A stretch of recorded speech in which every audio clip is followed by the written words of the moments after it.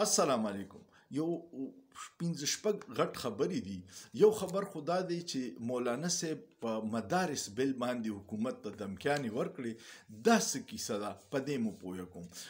تاسو ته کو یاد شي لږ وروسته لاړ شئ نو چې وګورئ په 2019 کې چې کله د عمران خان حکومت او طاهر اشرفي د هغه سره شامل و نو دلته کې په مدرسو باندې بهر نه ډیر زیات الزامات چې د دې فنډینګ ریګولیټ نشته، د دې رجسټریشن نشته، نو هغوی د دې ټول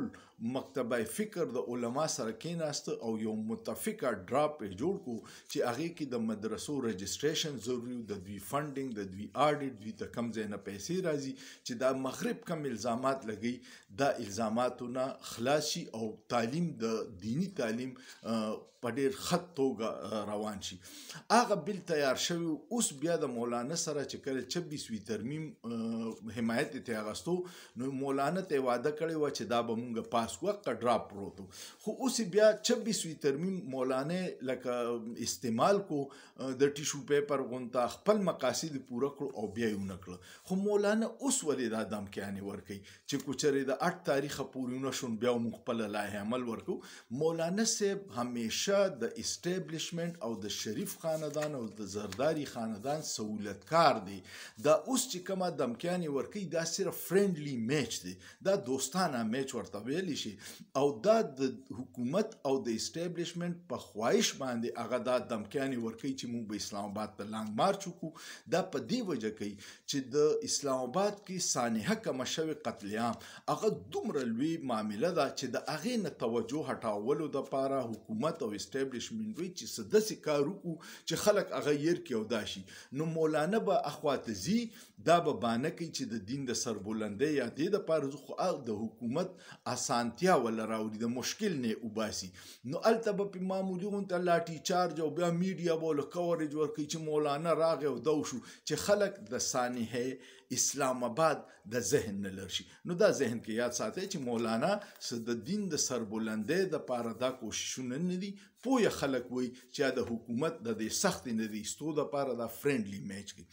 بل په سوشل میډیا چې کوم بایکاټ شوی ډېر مؤثر دی او بیا د ریاست اساسي لکه فیصل واډا غونته دا د هغوی اساسي نو شاهد افریدي بیا راویستو او دا غریب دومره پیرې لانچ کو. د دوی دا خیال دی چې دیم کرکټر دی او دیم پښتون دی نو کیدی شي چې دا پښتانه ځوانان د ده په دې دروغو یا په دې کیسو باندې دوکه شي. خو په شاهد افریدي کې او په عمران خان کې د ځمکې اسمان فرق دی. شاهد افریدي تشه توکه ده، د کیریر د اګونه ډک دی، په صفر به اوټ کېدو، بل څه بې وقوفه سړی دی. اوس چې لانچ کو نو دې دپاره لانچ کو چې کم دا مهم دی دې کې دی کنفیوژن پیدا کی او خلکو ته وایي چې دا مه کوئ. هغه شاهد افریدي په دې باندې تنقید کوي چې عمران خان یا سوشل میډیا کې الکان بدتمیزه دي او هر څه ته تنقید کوي. خو چېرې شاهد افریدي په اسلام آباد کې چې کوم ثانیه وشوه په دې تنقید کړی نه. شاهد افریدي په الیکشن کې چې کوم فراډ وشو په دې تنقید کړی نه. شاهد افریدي چې کله دا خلک به اغوا کېده او پریس کانفرنس به یې پې کولې په دې تنقید کړی نه. شاهد افریدي په پښتانه چې اوس نن سبا په اسلام آباد کې پرچو کې اچي او پولیس ځان له کاروبار جوړ کړي په هغې تنقید کړي نه. خو چې کله د هغه مشران په سخته کې شي نو شاهد افریدي غونته خلک لانچ کړي. نو ما وی چې په شاهد افریدي په خبرو باندې یا کو دوکو باندې دوکه نشي. فیصل واډا بیا په یو نوی میشن باندې دی. اول بلاول سره ملاقات وکړو، بیا مولانا سره، بیا د ایم کیو مصطفی کمال سره وو. دا څه ډرامه ده. دې سانحې دومره نقصان ورسو ریاست ته او دې حکومت ته چې اوس د ریاست او د حکومت هم دا سوچ دی چې څه نوی سیټ اپ جوړ کړو چې پای کې تحریک انصاف کې کم د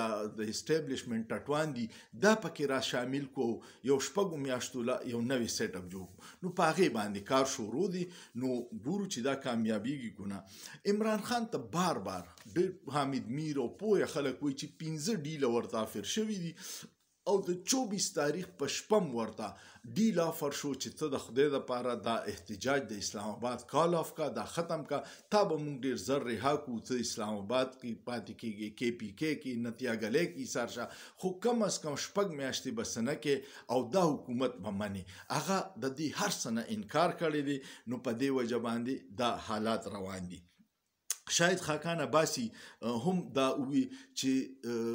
ګولې خو چلیدلې ده او د دې د جوډیشل انکوایری کی د دې نه مخکې عمران خان وی چې د جوډیشل انکوایری کی خو دویم فریق جوډیشل انکوایری ته نه دیتا یا ځکه چې هغه ته پته ده چې هغه کم جرم کړی دی قتل عام کړی ګولې چلولې ده خپل عوامي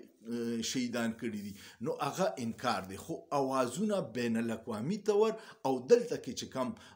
اوازونه دي هغه رو چوتیږي چې ته کوی چې یاره دا ګولې نه ده چلیدلې ظلم نه شي ټیک ده ما ومنل خو یو انکوایري خو که کنه انکوایري نه کوي ورته او زه وایم چې ګولې چلیدلې ده نو د دې حل بسي چې یو داسې انډیپینډنټ جوډیشل کمیشن جوړ شي چې د دوانو فریقو په اعتباري او هغه انکوایري کو بیا وایي چې دا دود کا دود اور پانی کا پانی تحریک انصاف کلیم کوي چې زمونږه 15,000 ورکران گرفتار دي او 150 لاپته دي دا په دومره ګڼ شمیر باندې د گرفتاریانو لاپته کولو په شا یو لاجیک دی یو نفسیاتي دغه ځکه چې الجزیره خودل انډیپندنت خودل BBC خودل ګارډین خودل چې ګولم چلیدلې دا او شهادتونه شي زخمیانو دي دوی اوس دا چل کوي چې شهادتونو نه خو اول انکارو د ګولین انکارو اوس بیا بارا چې تحریک انصاف وی چې دا موږ ته ډیډ باډیز ملاو شي نو دوی بیا په ګڼ تعداد سره خلک گرفتار پدې کړ چې لکه د چا پکې زوی روړ تلی نو به وي چې ځکه دې شي په گرفتارو کې کم شهید شوی دی نو دوی وایي چې لک ټایم علي چې کله یو میاشت دوه شي چې زمونږ هغه به مړ نه الته وي نو دا معامله به دباو شي نو دا په ګڼ شمیر سره چې چوت کړي دي خلک دا په دې وجه دي او اوس بیا په سوشل میډیا باندې کریک ډاون شروع دي ډیر خلک گرفتار شو د ډیرو د گرفتاری چانس دی ځکه چې دغه یو سوال وی په سوشل میډیا مکوي چې ګولي کس نے چलाई اور کیوں چलाई نو دا ډیر اهم سوال دی ګولې چا چلولي او ولې چلولي د چا په حکم چلولي دا ډیر اهم سوال دی د دغه سوال نه زموږ حکومت او ریاست پریشان دي یو تشویشناک خبر د انور مقصود باره کې راتلو ځکه چې دا د ریسلور کلیپونه ډیر وایرل شوی په سوشل میډیا باندې نو بیا خلکو وی چې هغه هم اغوا کړی دی هغه تقریبا دی وخت کې د 84 سال دی یو ډیر زبردست انسان دی په ډیکټیټرانو په دور کې ضیاءالحق په دور کې هغه ته چا څه نه ویلي خو نن سبا هغه ډیر په پریشانیانو کې دي الله دې په ټول پاکستانیانو محب وطن پاکستانیانو رحم وکړي فضل وکړي الله دې زموږ د عمل ګلي ګلزار کړي د خلکو د بیوقوفتوب د لاسه د ضد او د انا د لاسه عوامو په ادارو کې ډیر لوی فرق راغلی دی د خدای دپاره هوشمندۍ سره وکړي دا حکمرانان به ختم شي دا نوکران به ریټایرډ شي خلک به لاړ شي